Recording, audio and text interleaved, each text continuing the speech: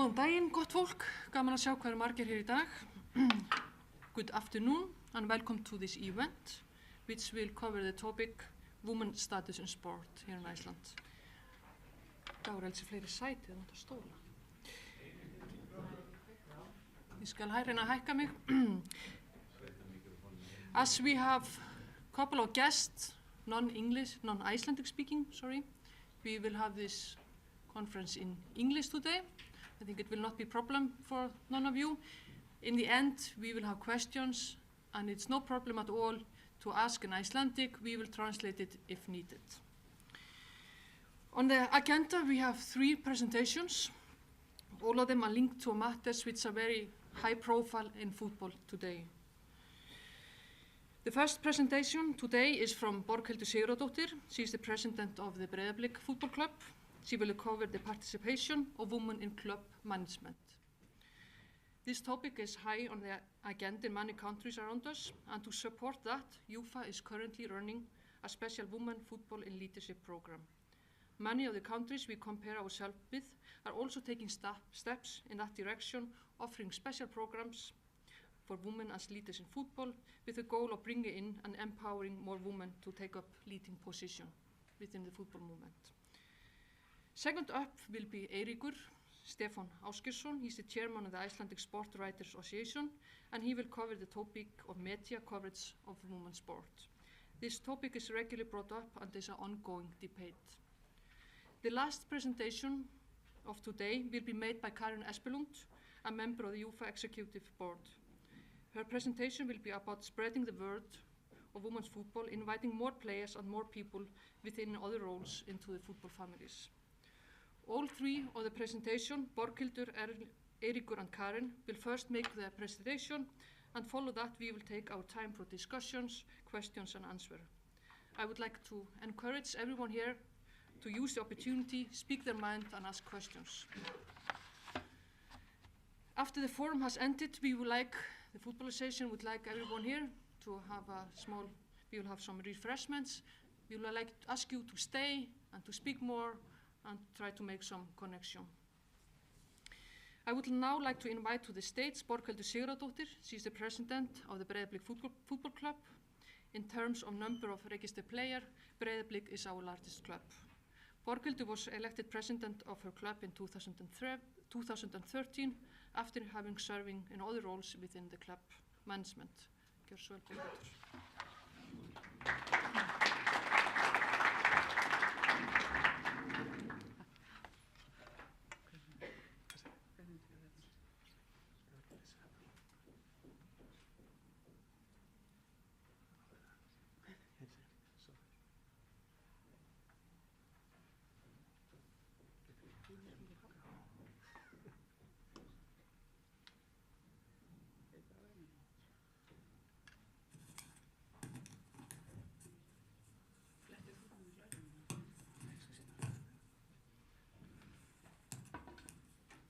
I feel like a rock star now.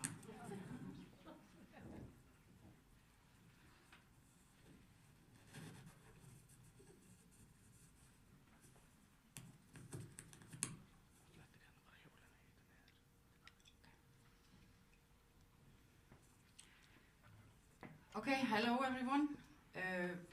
As Clara said, my name is Borghildur Sigurðardóttir and I am the president of Breiðablik Football Club. And I'm also a woman. I was asked to talk today about women's participation in governance of football clubs. Women and football, what comes to mind? Usually when we talk about women and football, we think about gorgeous women in tight clothes, right, isn't it? Please note that this picture was not elected only because Spurs lost against Liverpool last Thursday. I had already chosen it. But sadly, this is a fact. This is the most common connection of women and football. Often, wives and girlfriends of men football players get more media coverage than female football players. When I took over as chairman, it was just a normal path for my work for my club. I had been in the fan club as well as the women's football, and been on the board for 3 years. It was not until the night of my election that I realized it was not so normal for everyone. I had a reporter call me up and he wanted to take an interview. The only thing he wanted to talk about was the fact that I was a woman and asked if I was following my children through football. After the phone call, I turned to my husband and said, the man never asked me about my work for the club. He never asked me about my education, but I have a master's degree in accounting and auditing. And he never asked me about my work experience. I've been a CEO for 12 years. I thought it was very strange. But let's look at the facts. What is the situation in Iceland? First, I looked at the Pepsi-deild Karla, the Men's Champions League. The information is not so easy to come by. So I went on the internet, went onto the club's web pages and looked up the names of the board members, and only the board members of football divisions in the clubs. The boards have between 5 and 9 members, different between clubs. So in total for these 12 teams, I counted 84 members, and out of those 84, there are 11 female. So total female board members in Pepsi-deild Karla are around 13%. Is that enough?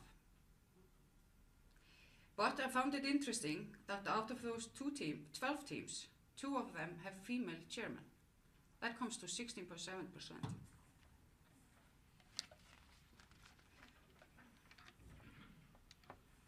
If we look at Pepsi-deild Kvenna, I did the same scientific research, went online and onto the web pages of the clubs. And there I found they only have around 70 members. There are fewer members on the boards, but only 5 of them are women, which I thought was strange because initially I figured out that teams on the countryside would have more female on their boards than here in Reykjavik. So, but I also found out that in 80% instances, men are the chairman of the women's football committee. So from this fact, can we assume that women are just interested in football, not only women's football? Next, I took a look at KSÍ. On the board of KSÍ, there are 16 members, and 2 of them are women. That's 12.5%, a little bit lower than for Pepsi-deild Karla. But if we look at the committees for women football, the under 21, 19 and 17, we have 20 members, and there 5 of them are men. In these numbers I counted trainers and staff members from the federation. But then let's look at the men's committee. There we have 35 members and non-women. None of them are women. That made me wonder if the federation is afraid that if they allow a woman in one of these committees, that she will take everyone out for manicures or something. But for the annual meeting tomorrow, if we make the assumption that the participation in tomorrow's meeting should be the best indication or the ultimate indication of women participating in football governance in Iceland, we will be even more astonished. Because last night when I took a look at the numbers, of 133 members that were had registered then, 9 of them are women. So it's around 6% of the total meeting.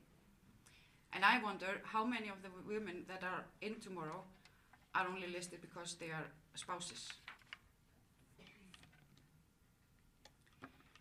So you're lucky my speech was not about female coverage in the media, or the lack thereof. But I'd like to mention this point briefly. A friend of mine has tracked the sports pages of Fréttablaðið this whole year, and she was astonished that female athletes did not get as much coverage as men. So every day she goes in Fréttablaðið, takes a look at the articles, and makes the numbers. So this is her calculation for January. We can see that in January, total coverage is 9.2% on female athletes, 89.9% on men, and less than 1% on both genders. We can also see that on 24 days, there is more coverage on men athletes, and on 12 days in January, there were only coverage of men athletes. But this is just fréttablaðið. I'm sure we will learn more about this issue when Eiríkur is up, and he will explain to us how we can change this. So why is it good to mix gender? It is good in all work, not only sports. The thing is, men and women are different. In my opinion, that is good. Women don't have to try to be like men to get ahead. They have to accept that the genders are different and utilize that. For the best result in anything, different opinion and approaches to different types of tasks should ultimately get people to be more able to reach the best conclusion. If any board has only one type of characters on it, the path is pretty predictable and one-sided.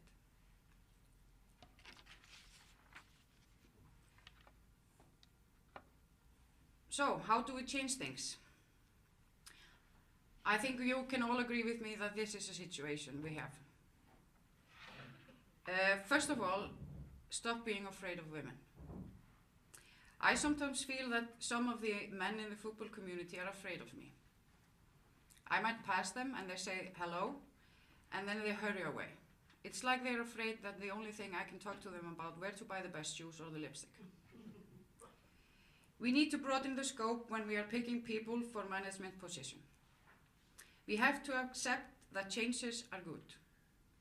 Even if someone has been in the same committee for years, it might be better to shake up the committee to get more progress in work.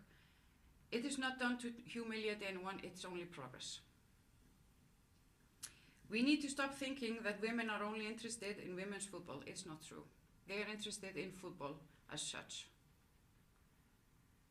And for God's sake, stop thinking that women are only here because they're looking after their children. That reminds us how things were back in the 40s.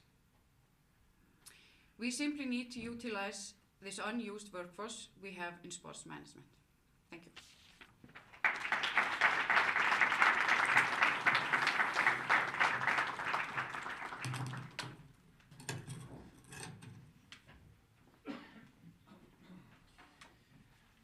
Thank you, Borghildur. This was very interesting, and I must say, even though I'm in charge of registering people for the annual congress tomorrow, I haven't realized that it was so much different. Next on stage is Eiríkur Stefán. He's the chairman of the Icelandic Sport Writers Association, and he's a multifunctional media person at 365 Media, which is I think it's the biggest media company here in Iceland. Eiríkur, please take over.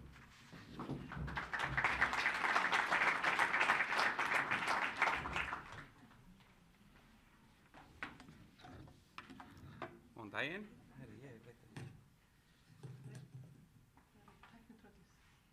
Þetta var hvergi. En ég var nú með glærur, hann Dagur. Hann kemur Dagur. But hello everyone. As Clara said, my name is Eiríkur Stefán Ásgeirsson and I work as a journalist at 365 Media. I have been a sports journalist since 2005 and a journalist since 2000.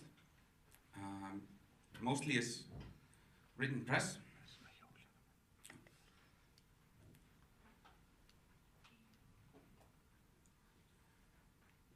But I've done some TV reporting as well. I've been the chairman of the Icelandic Association of Sports Journalists since 2013 and a board member since 2009. The three main points of my presentation will be a brief background on the context of Icelandic media, sports media, the status of women in the media, and the demands the journalist has to meet every day in his job. There are two daily newspapers, major ones, who have sports sections, and there are many other publications as well, both in print and online. There is a state TV and radio broadcaster, and also a major private broadcaster in TV and radio. In the Association of Sports Journalists here in Iceland, we have 24 members, and to be a member you must be a full-time journalist, sports journalist, and currently there are no women members of our association. There are more than 200 part-time and freelance journalists, photographers, camera operators, and producers, and other personnel who cover the three main sports in Iceland: football, handball, and basketball. And from my calculations, less than 10% of this group are women.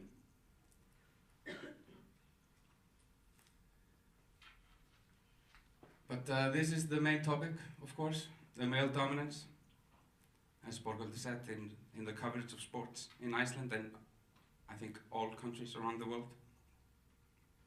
But we should try to focus on Iceland, of course. And in my experience, this is I've gotten this question, of course, many times. And this is not a question which is easy to answer. Probably a factor in this is tradition and just the environment we live in.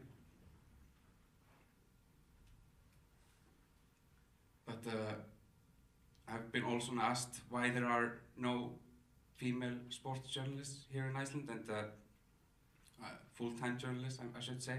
There have been in the past, and some of us are here today with us, such as Iris. But this is also a question which is very difficult to answer. Also, perhaps tradition, but maybe a more feasible explanation is that the work of a sports journalist in Iceland is very broad. We have to cover every sport, both male and female, but with heavy emphasis, I must say, on men's football, handball, and basketball. Also women's football, handball, and basketball, but we must concede that the major emphasis is on the men's teams.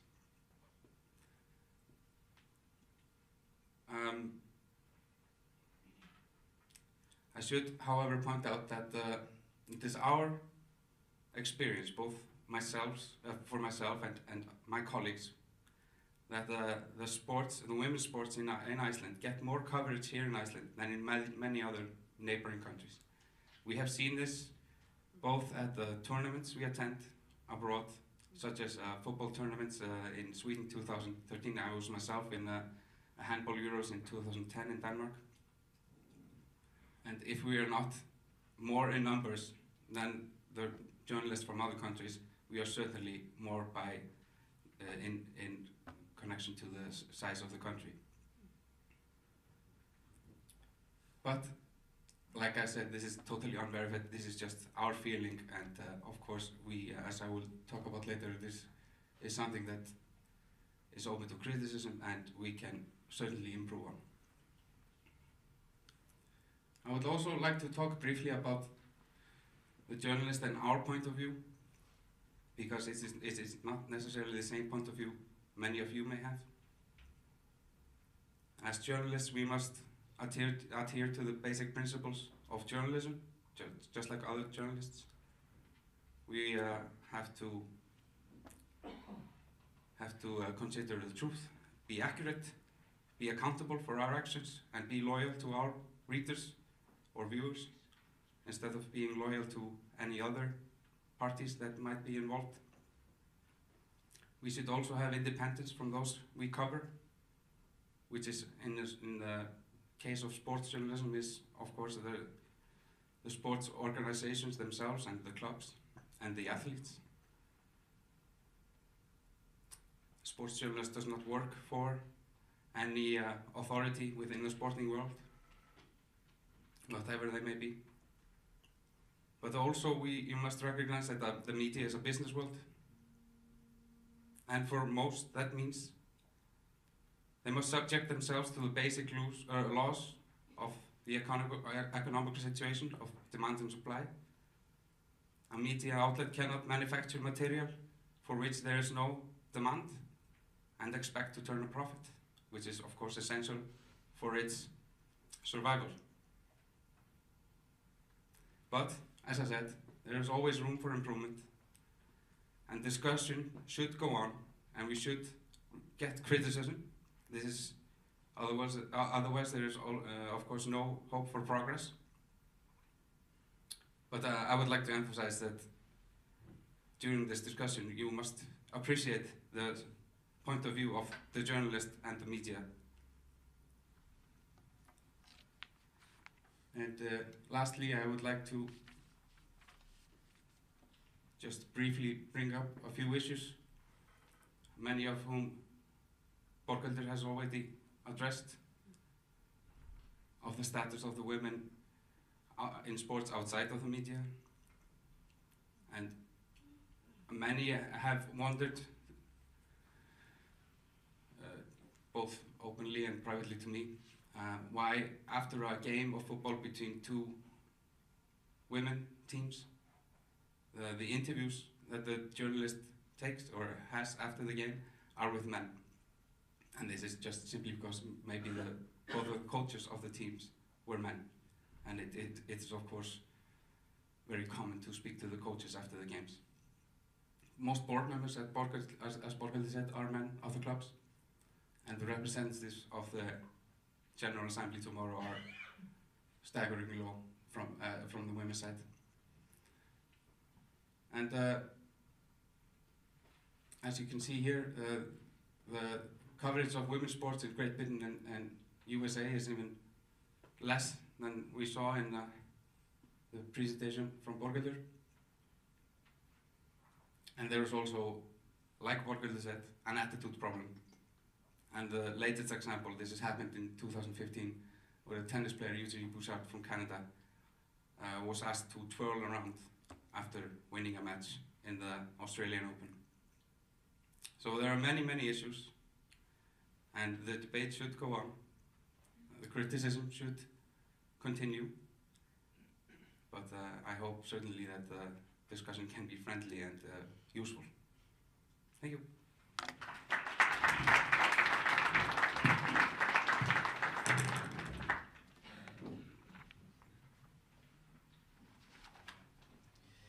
Við þökkum Eiríki kærlega fyrir.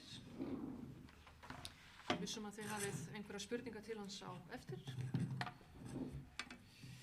So, next on stage, last but not least, is Karen Espelund. Karen is the only woman on the UEFA Executive Board, a position she has held since 2011. Karen is a former Norway national team player. She is currently chairman of the UEFA Women's Committee, a former general secretary of the Norwegian FA, and in simple terms, one of the biggest personalities in the sport of football. Karen, please take over. So. I'm sorry for the English, but I don't know what went lost between Norway and Iceland on the language side, because you have our formal language, but I don't understand what you say. So thank you for inviting. Perfect. Thank you. I really enjoy that you have set the agenda on this item, because it is important. And I will start by making you even prouder and self-confident than you were after watching the first video. I have to congratulate you on your achievements. On the women's side, there have been achievements for some years, but now the men's thing is rocking Europe, and that's good. We are proud as common Nordic colleagues.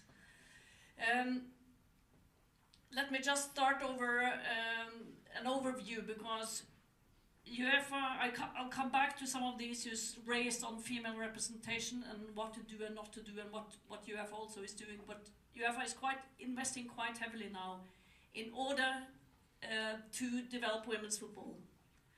Go there. Okay, move this way. I never stand still, so go this way. And this is the benefit, because we know that in the Nordic countries, like Iceland also, and my own country, Norway, grassroots is quite big. There are still room for more girls, but it's really developing. And there are some quite tough political messages on this. The president, Platini, is quite clear on this. We need to develop women's football. And I have to say, UEFA has done some brave decisions. I'll come back to that. This is a fact. It's by far the biggest sport with competitions in the world. Nobody has been able to prove anything else. I've been asking the International Handball Federation how many teams do we have in the Women's World Cup as a qualification. They never can answer. 177 is playing national team matches, women teams. There's no bigger sport. Be proud, Iceland. You are number 20 at the moment. You can't read what's here, but the point is this is 177. And you can go to the FIFA jumps a little bit. And in Europe, a small sport? No. Look at this, 54 member associations, 47 teams. Andorra is in the last qualification, just joined now. Andorra has a national women's team competing in the Euro. So this is something to be proud about. And it's proud for you to be proud, because I'm not good at this one.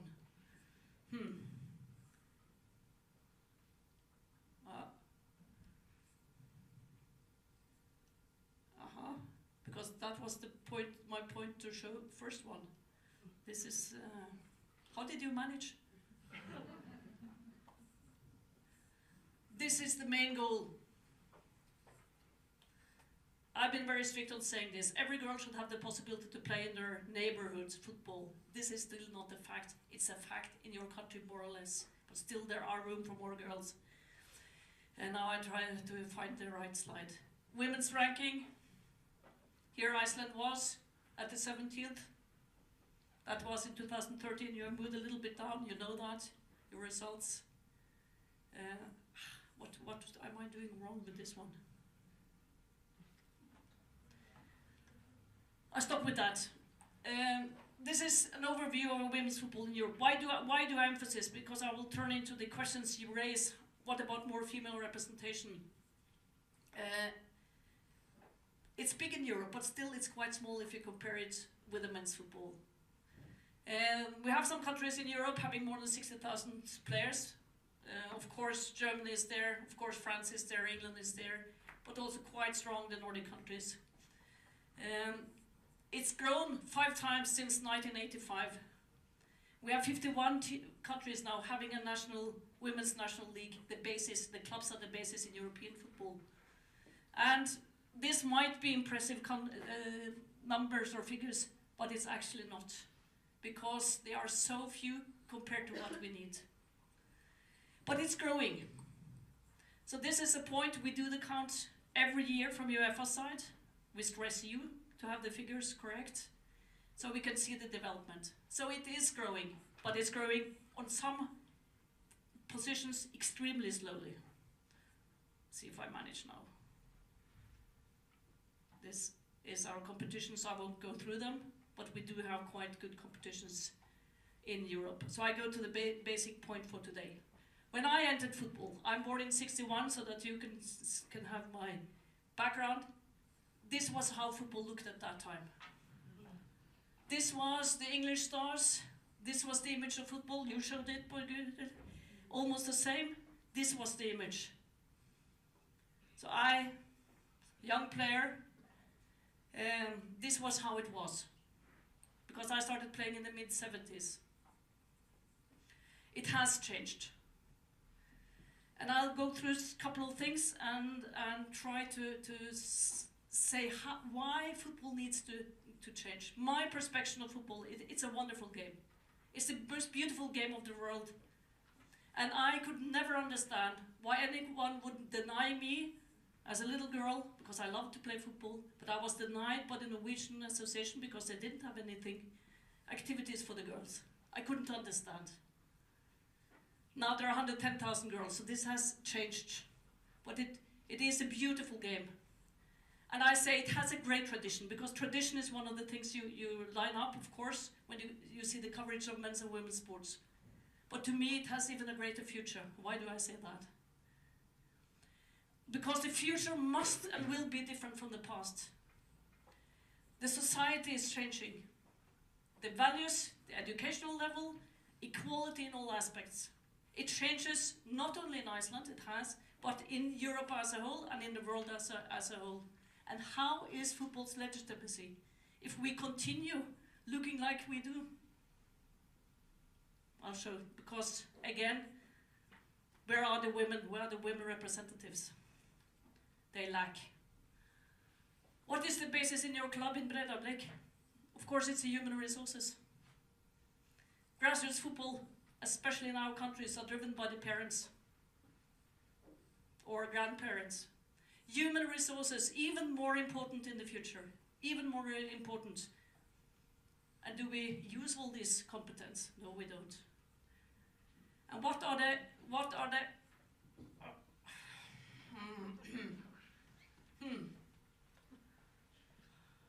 I'm not very good at this. I have to be gentle, yeah, that's the challenge. Go to this one, if you manage.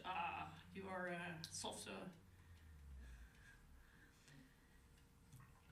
The next one. And with this, I think you don't disagree. I don't think anyone disagrees on this. It has a beautiful tradition. I grew up by admiring the English football. Liam Brady is the reason why I follow Arsenal. I grew up with that tradition because I was interested in football. But football has to change because society has changed and football has changed. And what are the consequences for our football organizations? Are we able to take this into account? And this, so many scientists and research has proved that if you have an organization which is balanced with men and women, they perform better. They perform better on the bottom line if you do that type of value. And still, we don't manage this.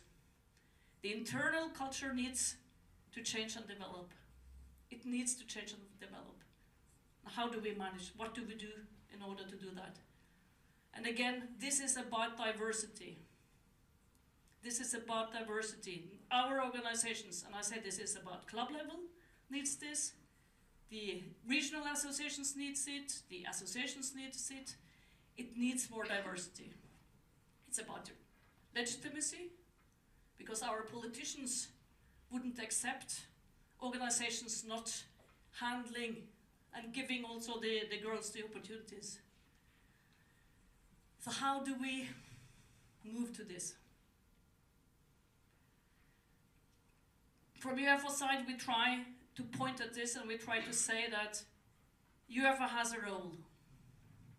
I don't have to say this because you have strategies in your associations, and I'm sure all the clubs have their strategy also on this. And again, why more women? It's easy to argue. This is the basic argument for me. I've been through this. Football's legitimacy as a social movement, legitimacy as a sport of all, cultures, administrators, coaches and referees, resources and perspectives. Again, diversity proves that we think different.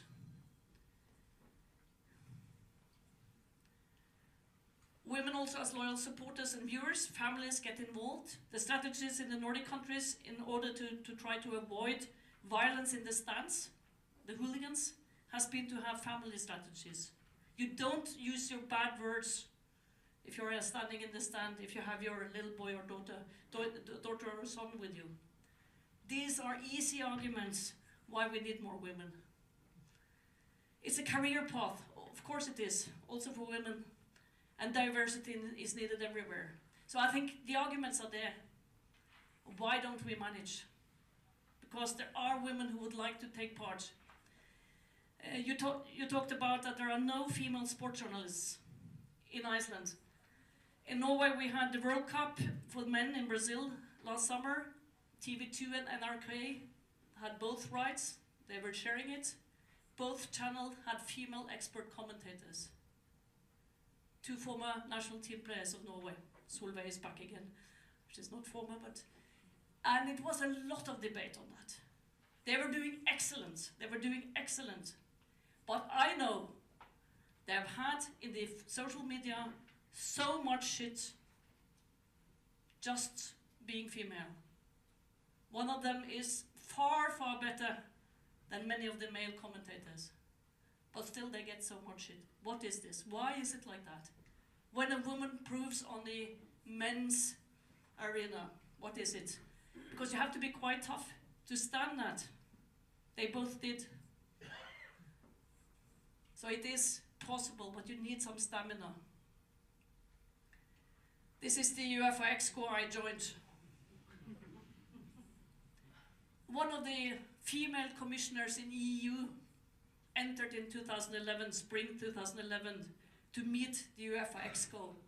And she started by saying, "Les gentlemen." And that made Platini so embarrassed, because she was pointing at how the perception of UEFA was. So it ended up then,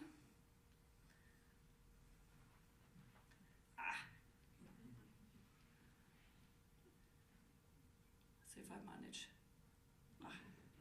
I don't. I was almost there. So this, I don't look very different, but still, I'm there. Because I will say a little bit about quotas as mechanism.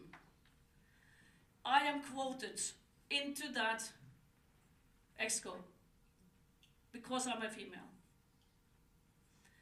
I've had that story told so many times. I've been quoted many times, or at least one very serious time, when I first was quoted into the Norwegian Exco of the Norwegian Football Association back in '88.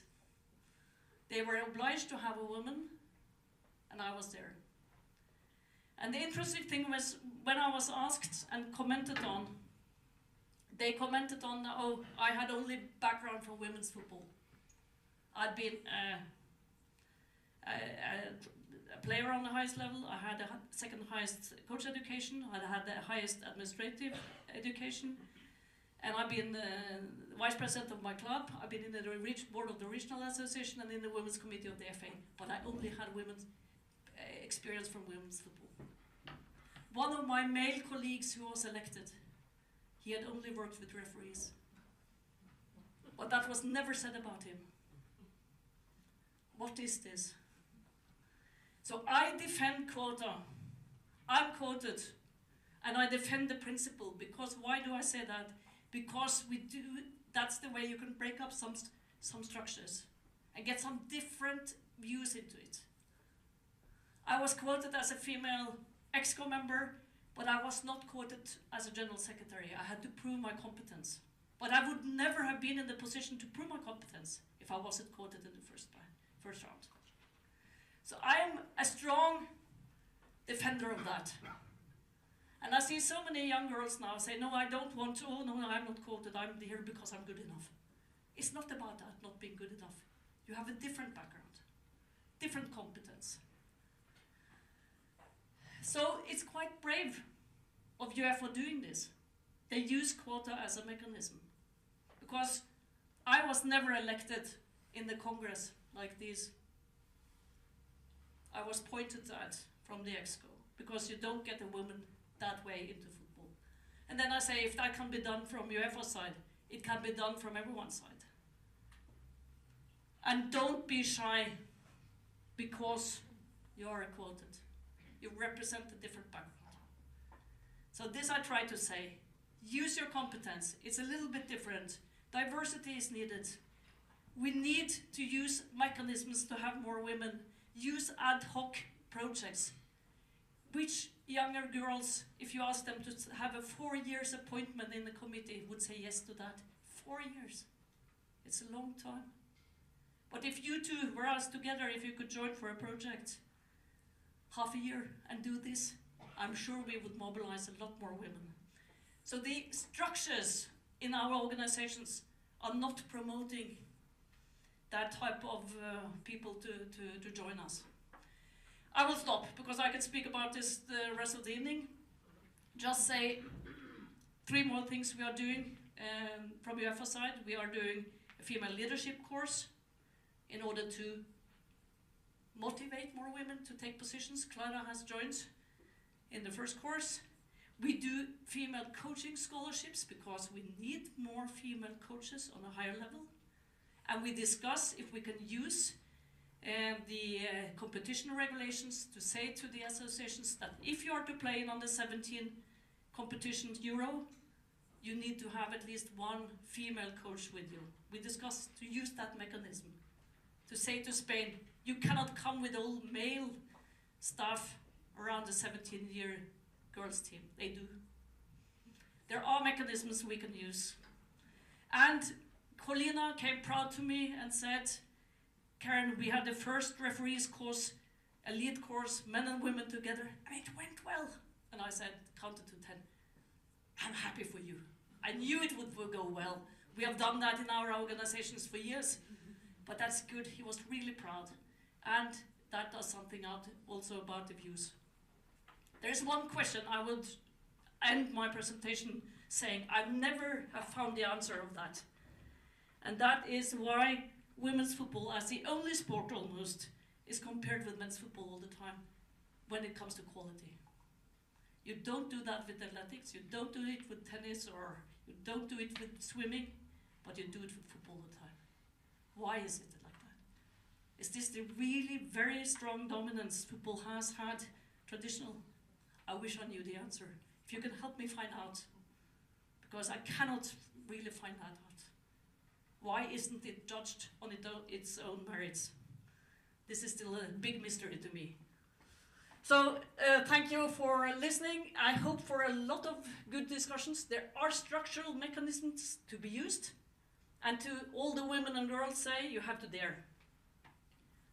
It's not dangerous. They're nice guys, Gudrun. It's not dangerous. Take on the positions, but we can structurally use some mechanisms to make it easier for more girls and women to enter. So thank you so far.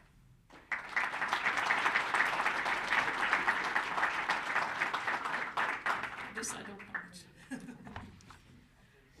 Thank you, Karen. This was very interesting. If you, the three of you would like to come to the panel, please. We will now have discussions and questions. People, I'm sure that you have a lot of questions, comments and everything. If you could please raise your hand if you have a question. Speak slowly, English or Icelandic if you wish. We will bring microphones to you. Dagur, are we ready for questions? Yep. So, we have right away a question in the back. Viðar, gjörðu svo vel. I put this on mute. This on mute.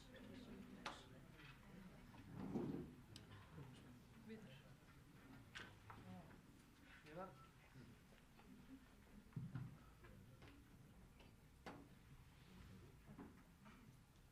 Hi, everybody. My name is Vidar Halldórsson, and I'm the chairman of Fimleikafélag Hafnarfjarðar, FH.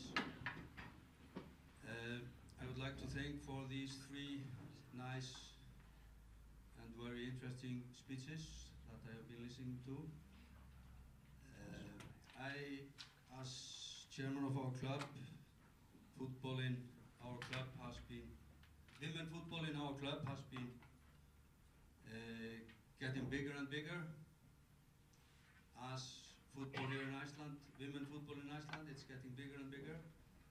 So we are proud of it, and it will go on increasing and getting better.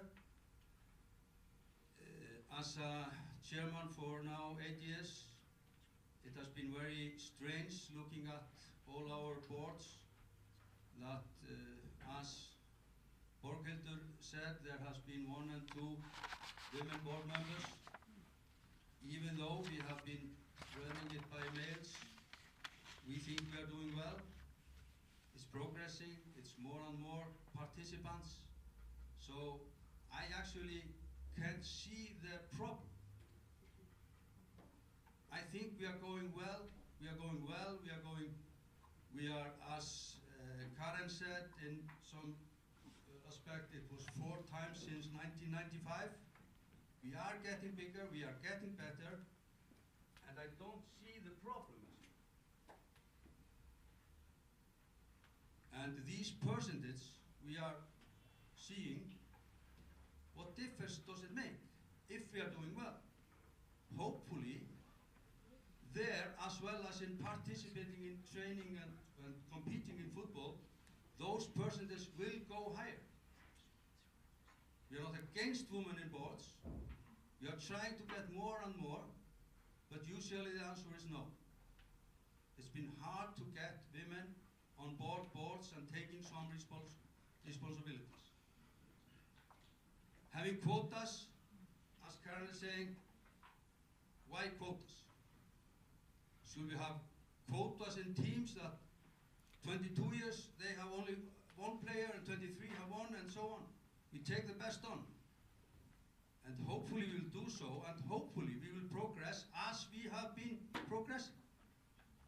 So maybe there's a problem, not too many, but it's increasing, it's getting better, so we should just go on and give the women's football the opportunities it has had and it needs. Thank you. Thank you, Vidar. We have a small technical problems. We have only one mic working. No, This one is you would have to just answer speaking this one. Ég skal taka næsta bara. Borghildur or Karen. Do we have a problem or?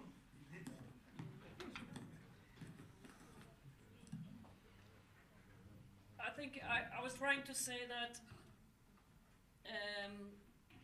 I guess there are more resources needed in all aspects of football. That's one argument. The second one is the perspectives. Maybe different people bring different aspects in order to develop even more. I'm not to judge Icelandic football. If you're doing well on all aspects, it's up to you. But I can speak of a couple of other countries then. Still have to do something. So it's about also using resources and using the competence. And you point out that there is difficult to get the women to say yes. And then I challenge you back on, is it the individual explanations? Is it the women it's all wrong with when they don't say yes? Or is it the structures we need to change? The working methods. The first time when I entered the EXCO of the Norwegian FA, they always had a board meeting on the 3rd day of Christmas. I was traveling from Trondheim and using the whole day. And the men were so happy to have that, to get away from all the family duties, as they said. That was a way that couldn't go on. That is a kind of exclusion that's long ago. I use it as an old example. But are we adjusting so we make it easier for all to participate? Are we good enough to attract youngsters, young boys and girls, the teenagers themselves, to also come in with their perspectives? And is everything okay when it's about 5% coverage of women's football and 95% on men's football? Is that how we would like to see it for the future? It's up to you to say that. But we tend sometimes to explain that women don't want the responsibility. But we have to turn the other way around and see, are we doing it in the right way? How we organize the meetings, how we plan things, are we doing that in the good ways? The Norwegian FA has changed a lot from being the old men's club to change that, and it was necessary. Now it's 4 women and 4 men. I think it's the best representation in the world, but it hasn't come for free. The men understood also that they had to change in order to have more other people joining. So it's a little bit question back to you, because we always tend to say it's wrong with the women, they don't say yes. We ask them, but they don't say yes. But why don't they say yes? Borghildur, do you want to add something? No, I think Karen covered it mostly, but I am not blaming the men for the lack of women on boards. It's also a women's problem, I think. I'm sure that Vidar, Karen and Borghildur can continue this discussion after this event. The next question please, Iris. Can we have a Dagur? Can we? Jú, gert það líka. Hi, my name is Iris. Been working with the under 17 a lot. You talked about not comparing the men's and women's. I really like that. Can you point out some of the strengths that the women have that we can use to emphasize for the future? Because you talked about you would like to see a totally different future. In what way? Can you talk about some strengths that we can use to carry on? You can take more. I sum up. Okay. Next question. Do we have another question? Viðar með. Vidar has another question. If you could please, Vidar, try to keep it short. We have many people wanting to ask questions. Yeah, I'm short and I will be short. Regarding these percentage, and sorry Karen, maybe I'm quite an old man, you know. Maybe I would fit in the old man board of Norwegian football, I don't know. And probably the younger generation are more flexible than me and, for example, our president of the FA, and we are getting old, you know. But also, when we are talking about coverage of football, football has been, still is, a man's world. The finance of football, I don't know the percentage, I would say probably money in women football, according in the whole of football, is 2 or 3%, something like that. So it's a kind of, it's still a man's game. And hopefully it changes, that these percentage changes, it is changing and it will change. But it's like football, if you look at pilots, it's a man world. I don't know why, but we are still in a man's world. We are trying to get more women aboard. Maybe they say no, that because the women are afraid of us. Borghildur said that the men are afraid of women. I don't know, but maybe it's also the other way. Maybe we are too old-fashioned or something like that. But we can also look at the money and the finance of football. Then we are in different percentage than even the participation of women in boards. Thank you, Vidar. Can we have the next question, please? Yes. My name is Tanya, and I'm a lawyer, very interested in sports law, and I'm also a board member of the Players Association and a licensed agent by Icelandic FA. I would like to ask all of you, as you talked about earlier, when you became head of the Breiðablik, a journalist asked you only why and pointed out that you were a woman.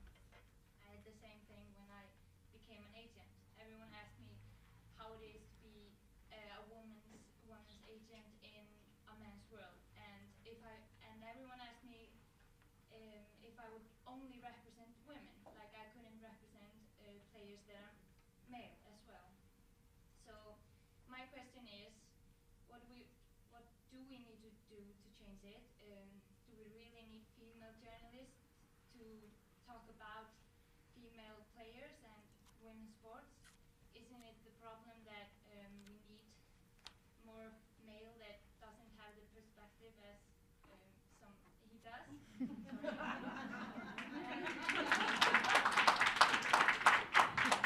Yeah, so my answer is, what do we need to do to change that? Thank you, Tanya. One question more before we start to give some answers. Any more questions? Yes?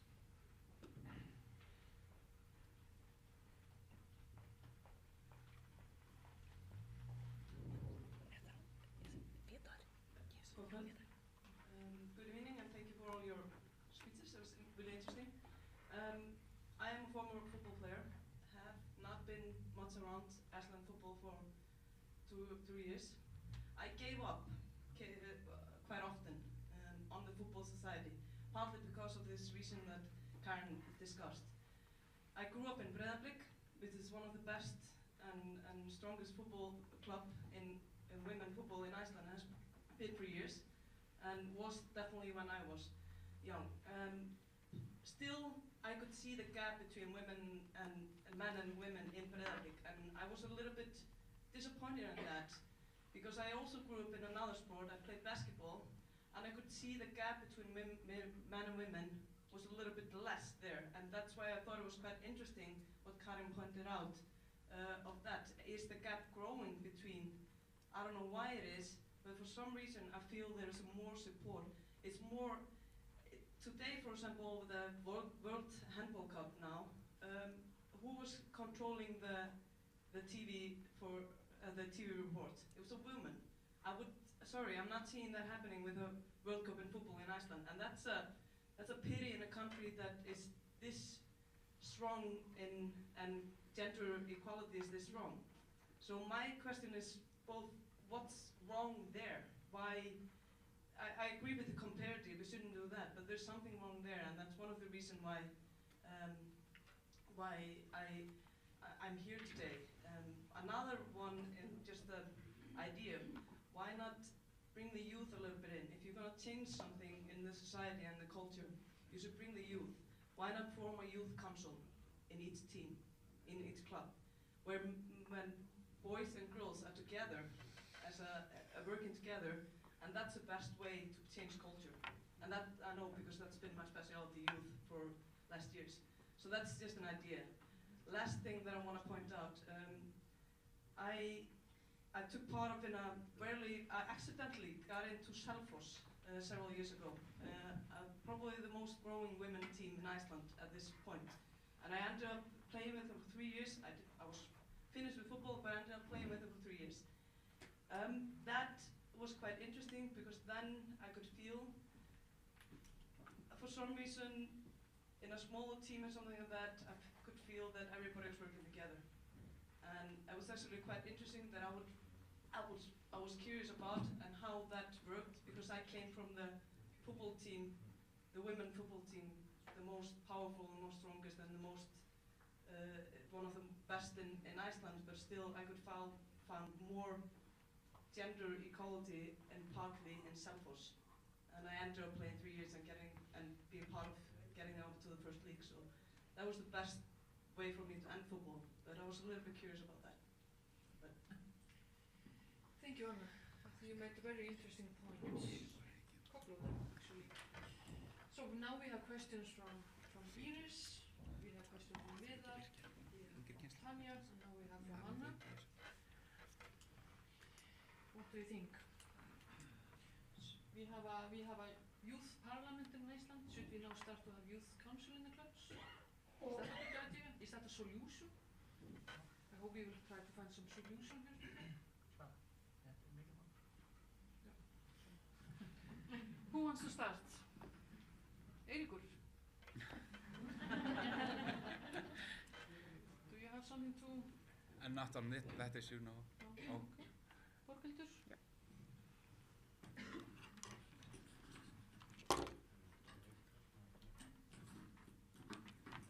Well, actually, I think that this idea about youth council is a good one. I'm not sure it's a solution, but it's a step into trying to find a solution. Youth councils where the gender come together and make decisions with their peers, I think that is a great one. What about Selfoss and Breiðablik? Well, I can only answer for Breiðablik. I have been there for 5 years now on the board, and I know that this difference between men and women football in Breiðablik was apparent. But it was even before I came in that the board of Breiðablik decided to treat girls and boys the same, men and women. They get the same time of exercise, they get the same levels of coaches, they get everything the same. So it's we try to have a total equality between genders there. And that was never the problem, but there's still some. That's the point. There's something off still that I. Yeah, but I think that with the years we have had a more cooperation between the teams. We have the men's first coaches, or the coaches of the A teams. They come in and train the A teams of the women. They are more in cooperation now. So I think that it is much better today than it was. But it's not up to me, or because of me. It was before my time, so it's not the women who change everything.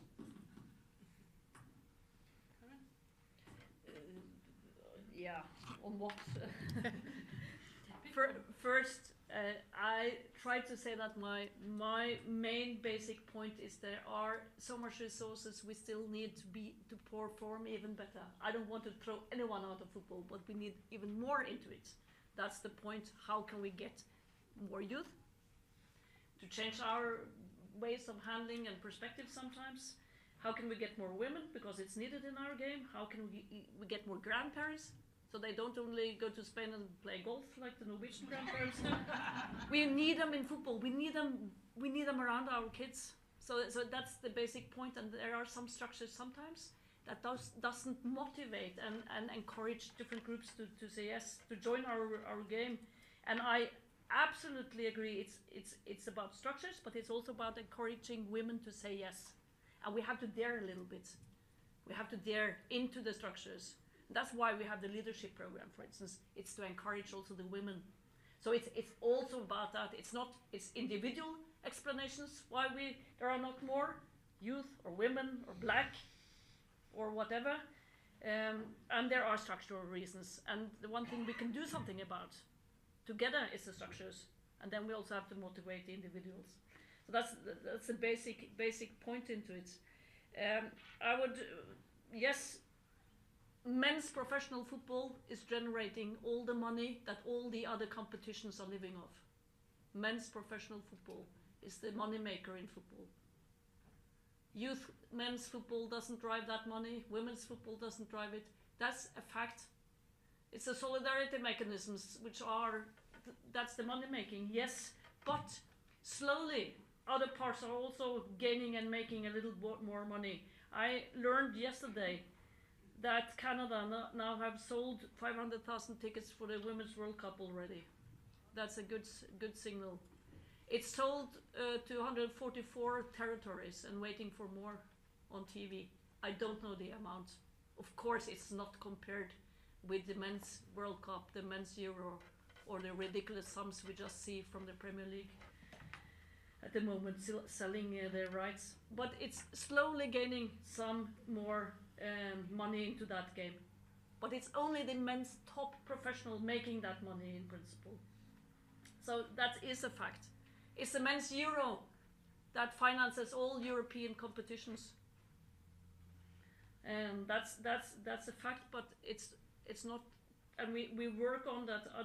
Other things get more commercial. Of course we do. Of course, and it's getting more and more commercialized. We saw that in Sweden. We saw that during the Women's Euro. So it is slowly changing. But at the moment, of course, the real commercial driver is still the men's football, and it will be a strong driver for years to come. We don't want to change that. We want more of the football to be a more commercial driver. I would like also one question to Eiríkur, which is an observation.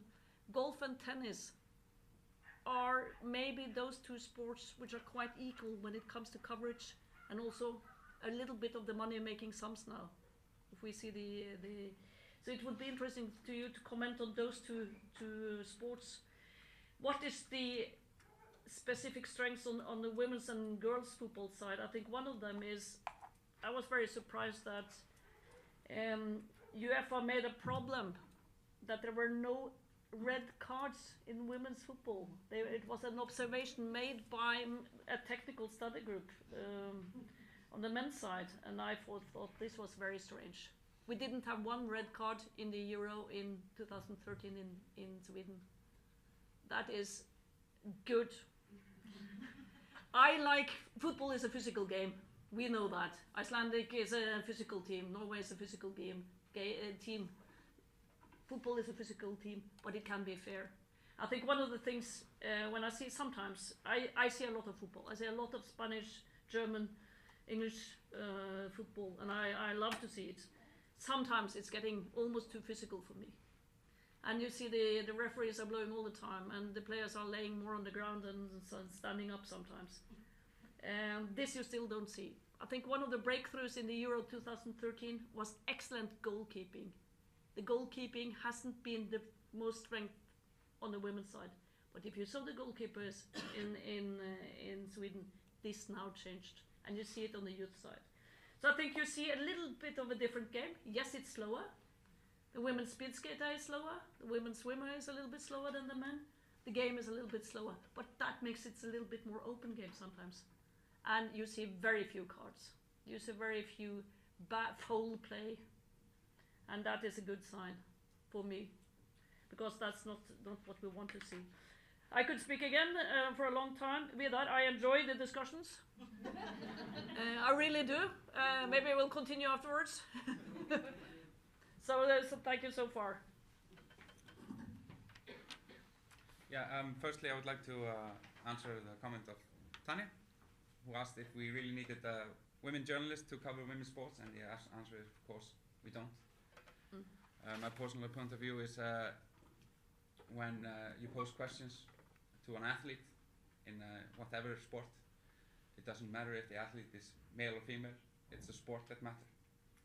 But of course, as has been mentioned here before, and as Tanya mentioned as well, there's an attitude problem.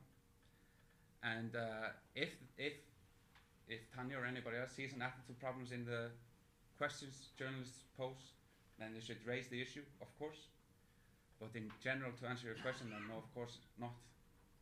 But do we need more women journalists in the field? Of course. It's not a good example we set by having the 24-0 ratio in our association. But I have never been in charge of hiring. I'm not that well paid, so I'm sorry I can't answer why there aren't more women journalists. About the golf and tennis, tennis is a minor sport here in Iceland. But on world level. Yeah. And those tournaments, both the golf and tennis, are structured so that the women and men athletes play side by side. And at least when I can only speak for myself, but when I cover a golf tournament, I of course like to interview the women who won the women's category and the man who won the men's category. I haven't seen a problem with this issue. Nobody has complained to me, at least. So yeah, I think that's it.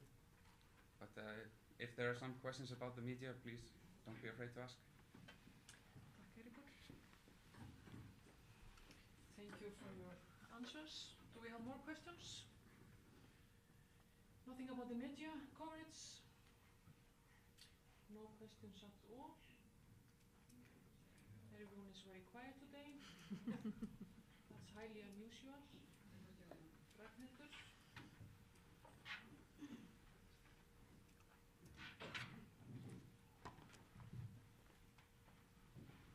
Hi, my name is Ragnhildur and I'm one of the two ladies on the FA board. I have one question for you, Karen. You said that you were not elected to the executive board of the UEFA, but you're there by quota. What about having more women, since there's a quota? Is it only one woman so they can say ladies and gentlemen, or do we have any answer to that? Has that issue been brought up?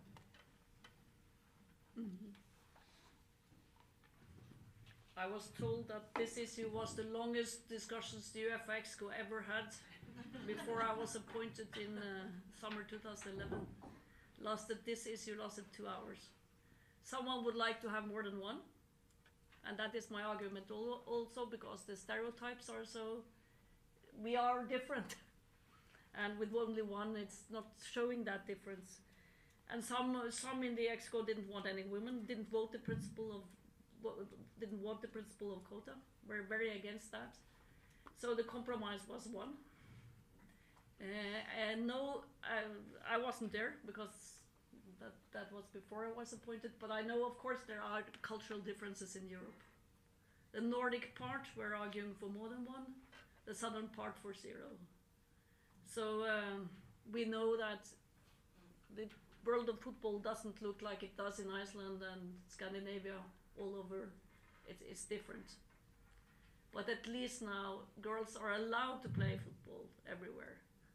And also in the Muslim countries and all that, play with a hijab, play as you are, open that part of the game to everyone. So yes, I would happily see that there is more than one when they appoint again on a new 4-year cycle in June.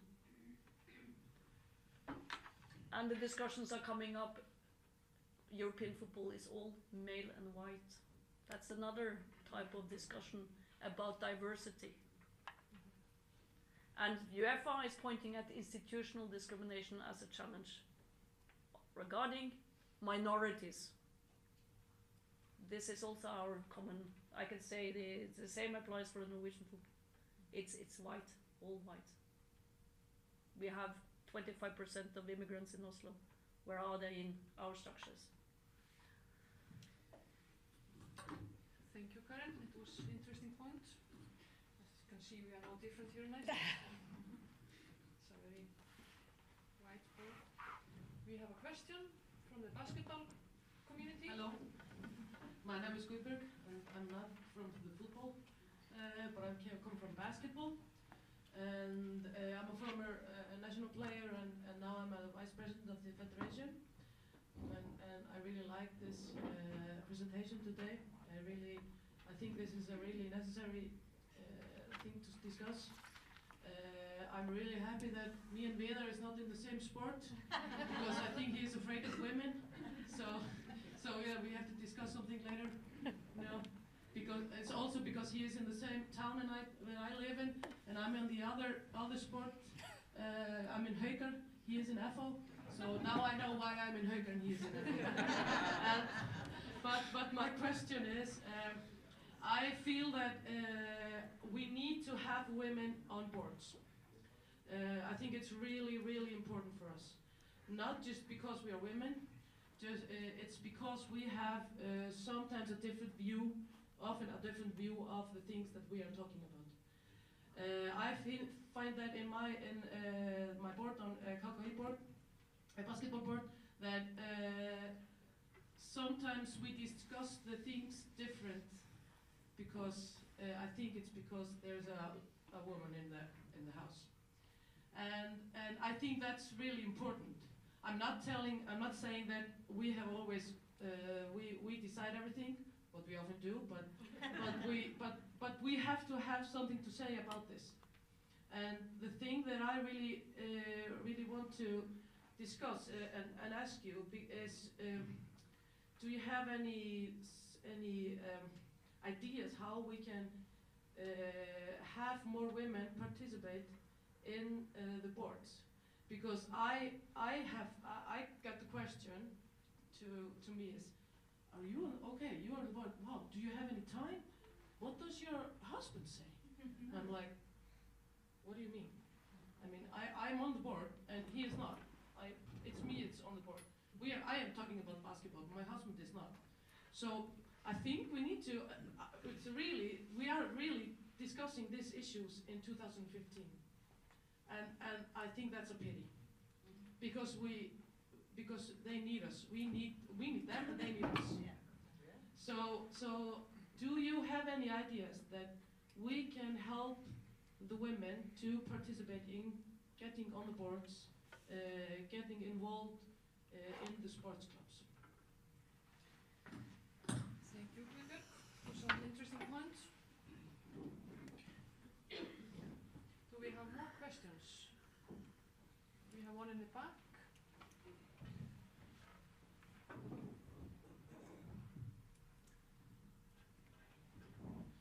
Good evening, my name is Margaret and I come from a big sports club in tennis KR. I am on the women board. We have a special women board there, which was only established for 2 years ago because me and some other parents thought that, well, this is enough. The women team is just on free fall down. If we would have a 4th division in Iceland in women team, they would be there.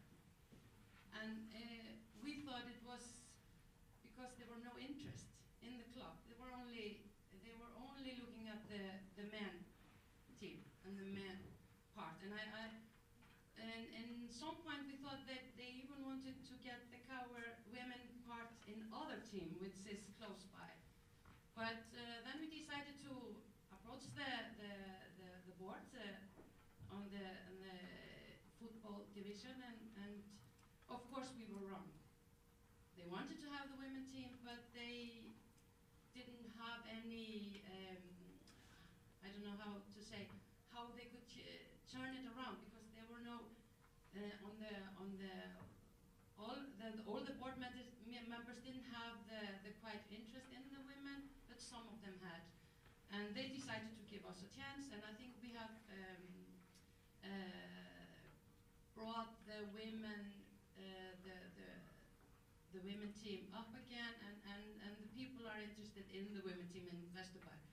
But my question is, do you think, Karen, I just wanted to say, to give Viðar a small bonus. He just hired my best friend to be manager in FH, so he likes women.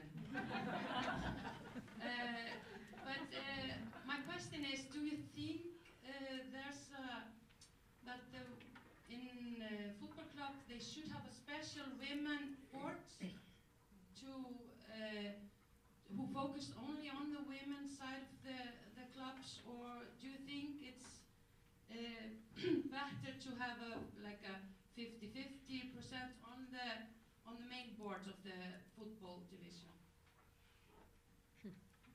Thank you, Margaret. We have another. No, I'm afraid Viðar has. I am very short. It seems like that I'm this Karl Remba, ég veit ekki hvað það Hvað er það sko? Very chauvinistic pig. Very chauvinistic. But it's far from that. As my big question maybe is, what is equality in football? How we make football equal to both men and women. Then we have, in Iceland now, we are actually coming to the stage that we are having few male professional teams actually. How do we do it? Are we able to have a professional women team in club football in Iceland? Not at the moment, hopefully later. It's not a question of denying women the possibility of playing football. And like Borghildur said, in Breiðablik, they are equal training session, equal coaches. It's the same in my club. I'm an old fucking Karlren. But the questions are so many, and the finance is, football is now, even in Iceland, it's a big business. It's the biggest sport business in Iceland. And actually at the moment, it's only men football that is business. We have to agree on it. We have to accept it, and there we have to, then we find ways to make women football more interesting. I'm not against women football. Even some women here inside think I'm not against it. But we have to be realistic. Thank you. Thank you, Viðar. Have to have some beer. We have one question from Guðrún. Thank you. My name is Guðrún. I'm the other woman of the FA board here. And I'm just glad to see Viðar is here, because I was really happy. He was the first man who arrived here. And we have to be nice to him. He's trying. But my question is, maybe to you, Karen. We have been discussing about how to get women into the football and also into all sports. We need them on the boards, we need them as referees, coaches, players. We are everywhere looking for the women. I mean, we are all here. We we are many women here, we are here, but how can we get them more involved? You talked about quotas. Should we, this is just an idea or something I'm just throwing out here, do we have any tools? Can we give Vidar some tools so he can take the women into FH?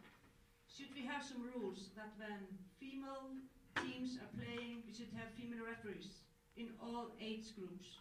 Should we have, when you register a team to play in Sjötteflokkur, should have a female coach?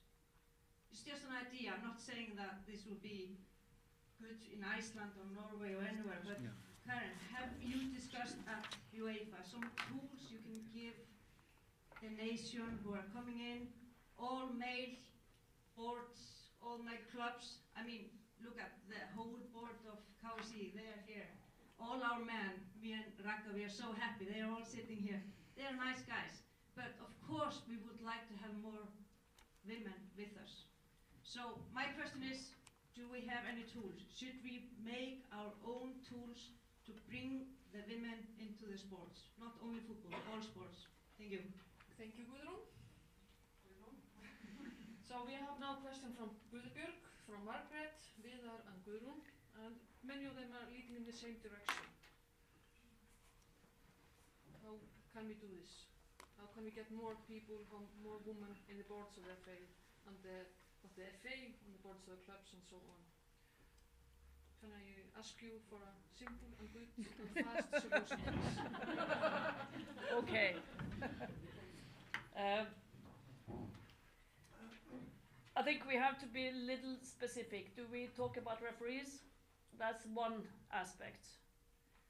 One learning point is, for instance, to have permanent trios for young girls who would like to test themselves as referees when they referee younger ones.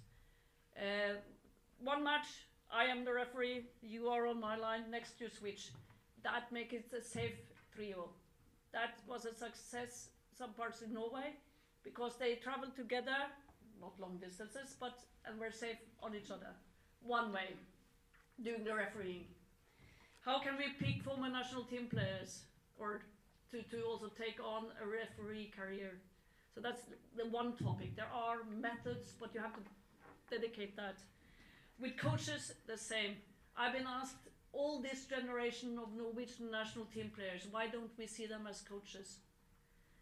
They have been training 10 to 12 times a week as amateurs. When they stop playing in 28, 29, 30 years old, they have so much they need to catch up with because they have been reduced. They are not professional. They have reduced their working time. Kids, family, studies, work, and there is no paid positions for them. Unlike the men, on coach part in the professional clubs or in the men's clubs, there are no paid positions for them to enter into coaching positions. This is a challenge, so we have to address this. If we want to keep them, how can we find solutions? I'm not saying it's easy. So coaching courses, scholarships, things like that. A third coach with the under-17 team, there have to be some women. I mean, there are some positions because the associations pay a little bit. So I think you have to address this on different levels, but of course the huge masses we need around our kids. And we have also good success in separate courses. Mothers who haven't played themselves, who would like to start coaching little boys and girls, separate coach course for the women. That might drive someone more into that basic coaching part. Administrators, I was mentioning a couple of things. Ad hoc committees as a start, because and look how our structures are. Are we electing people for 2 years, 3 years, 4 years? It's a long period to say yes to. Take on position in pairs, especially with the youth. Maybe the two friends could say, yes, we would like to do it, but we would like to do it together. Mentors. I've had a mentor, of course, myself. One former president in the Norwegian FA has been my mentor all the time. He is helping me. Female leadership courses, like we do in UEFA, is also offered now for the associations, which can be used. I think it's about also giving responsibility. Then you have to trust those you also ask, not only on the easy tasks. So this is, I don't have the easy answers, but there are things that can be done also in the structures, and then also to empower and make the women and girls safer to say yes. You have to know a little bit about structures. You must know how the football is organized. This is can easily be taught. Again, separate courses on that. And again, what is equality in football? To achieve equality, it means that our starting points are different.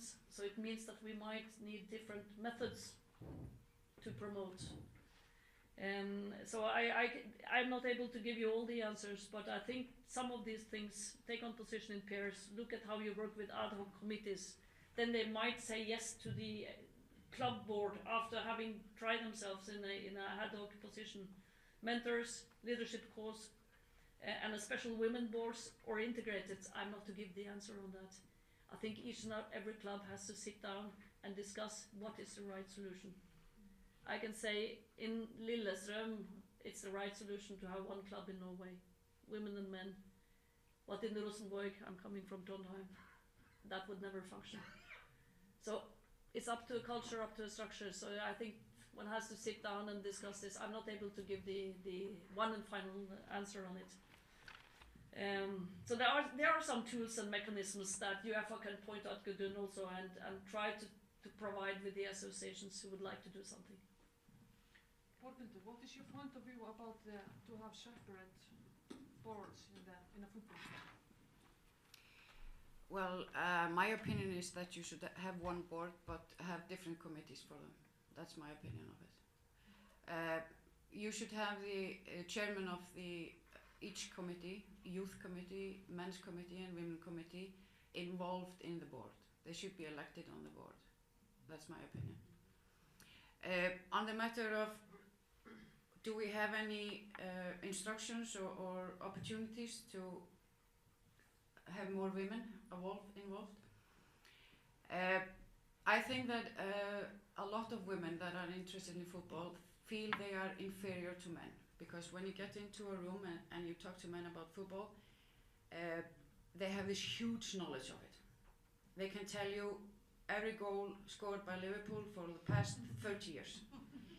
As I said in my speech, men and women are different. And I think that women have to just realize that it's okay. The space in man's brain for totally useless information is bigger. So it's okay that you don't know who scored every goal for Liverpool for the past 13 years.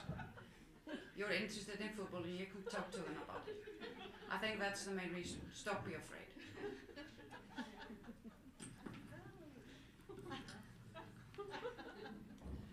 Thank you, Borghildur. So we are getting closer to the end. Are there any final questions? Iris?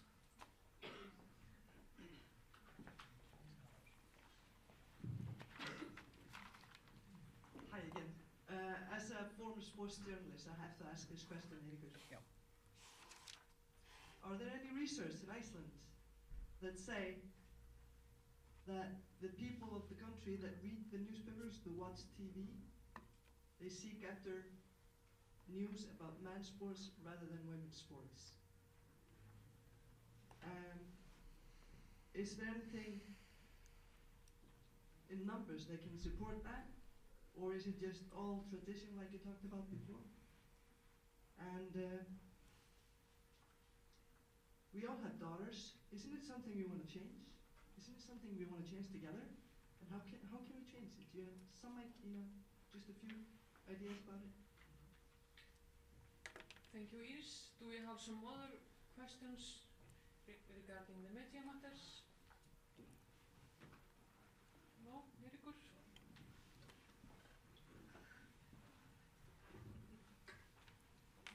Thank you, Iris, for the question.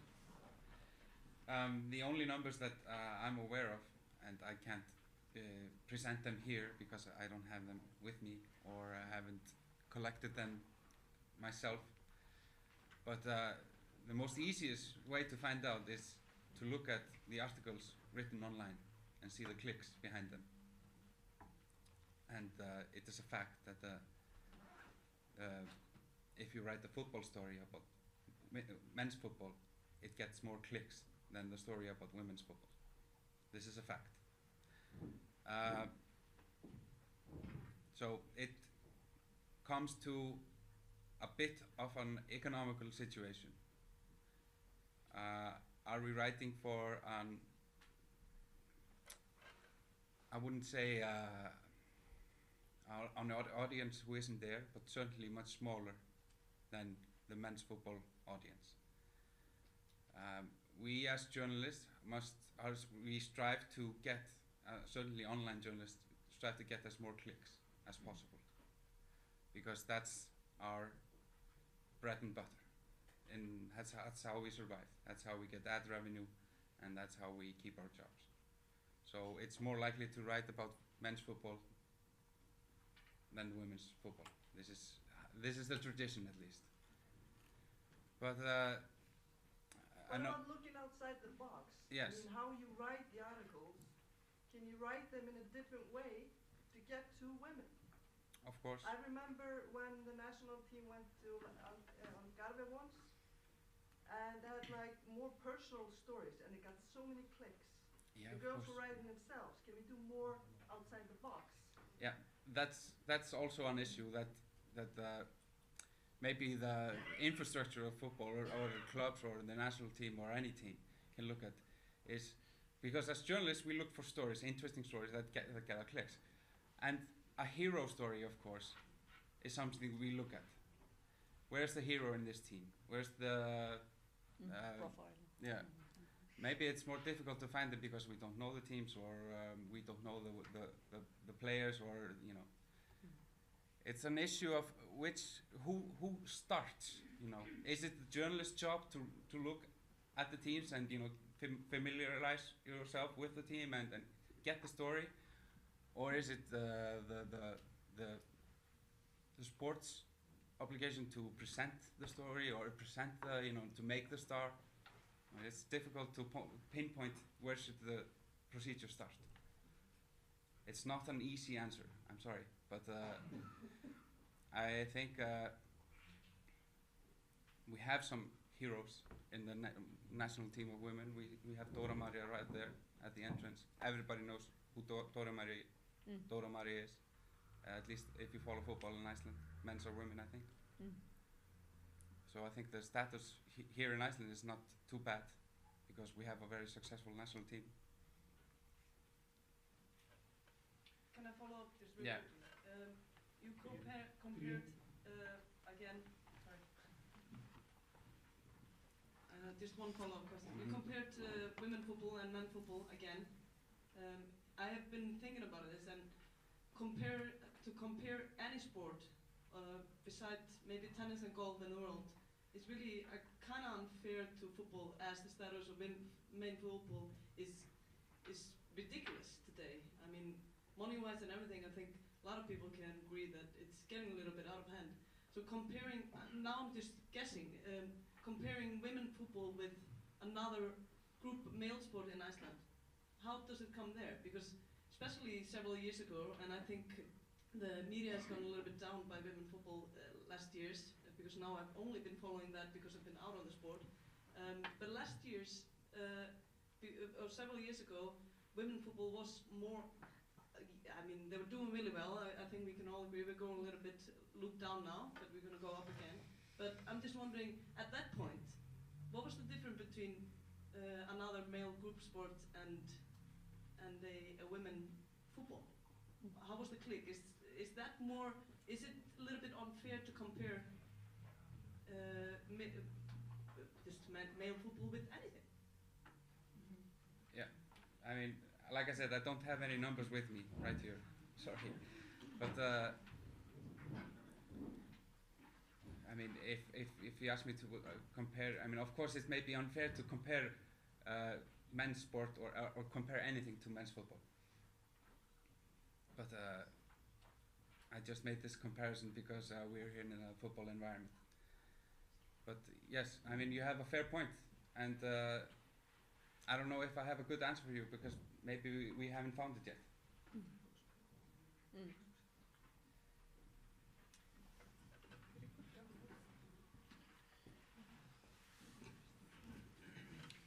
So I think we have.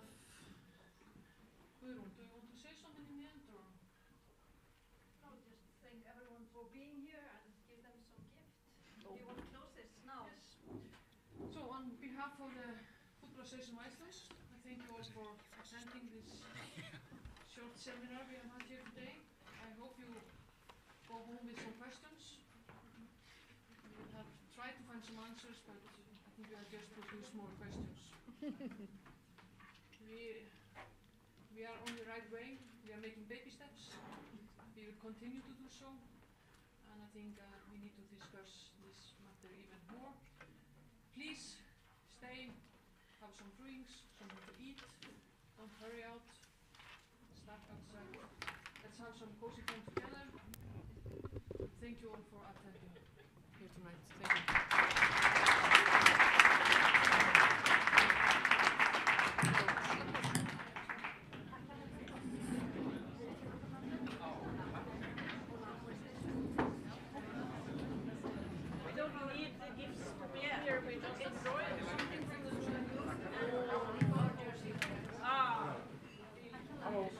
Hello, thank you. Yes, nice to see you. Was I provoking you? Maybe not. Yes, the whole day, till 2 Sunday morning. We were talking. Because I'm having people for dinner, Yes. and I need to prepare the dinner and so on. Oh, you have to go home and make the dinner. We see each other tomorrow. You are the kitchen. Yeah, you are the kitchen. Perfect. See you tomorrow. Thank you. I have to train a bit more on my. I like it.